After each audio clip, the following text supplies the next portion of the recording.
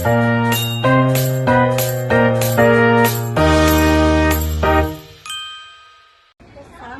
warahmatullahi wabarakatuh. Perkenalkan, nama saya Dengan NPM S1B02409. Di sini saya akan membacakan cerpen saya yang berjudul Rahasia di Balik Balon Kayu. Di sebuah kota kecil bernama Mentari Ceria, hiduplah seorang gadis berusia 12 tahun bernama Lala. Dia tinggal bersama ibunya di sebuah rumah sederhana yang juga menjadi toko mainan kecil bernama Toko Bahagia. Setiap pagi, Lala membantu ibunya menata mainan di rak boneka, mobil-mobilan, kasih, dan terutama deretan balon warna-warni yang selalu digantung tinggi-tinggi di langit toko. Lala sangat menyukai balon karena menurutnya, balon itu seperti kebahagiaan, ringan, indah, dan selalu melayang tinggi tanpa bertahan. Namun, ada satu balon yang selalu membuatnya penasaran. Balon itu berbeda dari yang lain, bentuknya bundar, sempurna, warnanya seperti pelangi yang terus berganti merah, hingga kuning, hijau, biru, dan ungu. Setiap kali sinar matahari menembus jendela toko, balon itu berkilau seperti batu permata. Lala sering menatapnya lama-lama, sampai ibunya berkata, "Lala, jangan disentuh ya balon itu, bukan untuk dijual." Lala heran, mengapa tidak boleh dijual? Padahal banyak anak-anak yang ingin sekali memilikinya. Suatu hari, dia bertanya, "Ibu, kenapa balon pelangi itu selalu disimpan di atas?" "Mbak, di sini ada wifi tidak?" Ibunya tersenyum samar, seolah menyimpan rahasia. Balon itu sudah ada sejak toko dibuka oleh kakekmu dulu. Katanya, itu balon ajaib yang tidak boleh ditiup sembarangan. Simpan saja, biarkan menjadi penjaga kebahagiaan toko ini. Meski ibunya sudah memperingatkan, rasa penasaran Lala semakin besar. Dia sering menatap balon itu sebelum tidur, membayangkan seperti apa jadinya kalau ia memegangnya seperti ada. Hingga suatu sore yang tenang, ketika toko sudah tutup dan ibunya tertidur di ruang belakang, Lala duduk sendirian di depan jendela sambil menatap langit indah. Tiba-tiba balon pelangi itu bergoyang perlahan. Ia menatapnya lekat-lekat.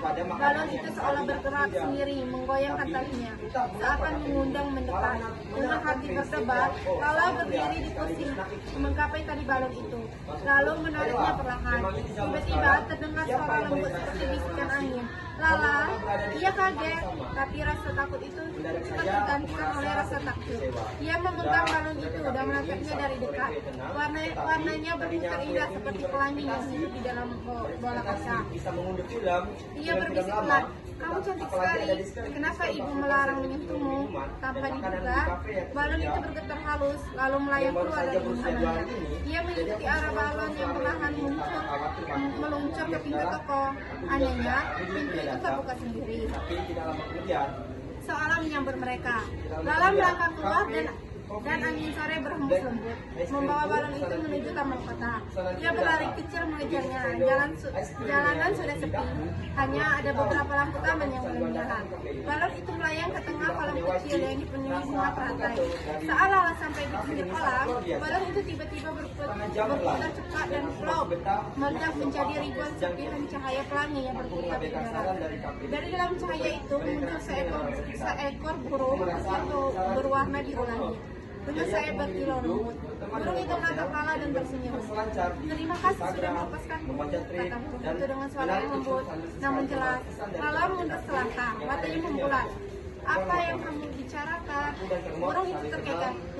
"Ya tentu saja, aku Arum, penjaga langit. Aku terjebak di dalam balon ajaib itu selama 100 tahun karena sebuah kutukan. Dan hanya anak berhati baik yang bisa membebaskanku." Lala terdiam. Ia masih belum percaya sepenuhnya, tapi sesuatu di dalam dirinya membuatnya yakin bahwa semua ini nyata. "Aku cuma ingin tahu kenapa balon itu istimewa," kata Arum menatap dengan lembut. "Karena balon itu dibuat dari cahaya kebahagiaan. Siapapun yang memilikinya dengan hati bersih akan membuat orang lain bahagia. Sekarang, sebagai ucapan terima kasih, aku akan mengabulkan suatu permintaanmu." Lala berpikir lama. Ia tidak ingin harta, bukan pula ketenaran. Akhirnya ia berkata, "Aku ingin semua orang di kota ini bahagia. Kadang mereka tampak lelah dan sedih. Aku ingin mereka tertawa lagi." Arum mengangguk pelan. Permintaan yang indah, Lala. Dia mengepakkan sayapnya dari bulu-bulunya keluar dari pelangi yang berputar di dalam malam. baik usia, Lebih itu jenis turun kelamin, perlahan air menyelimuti wajah, seluruh kota seperti kabut.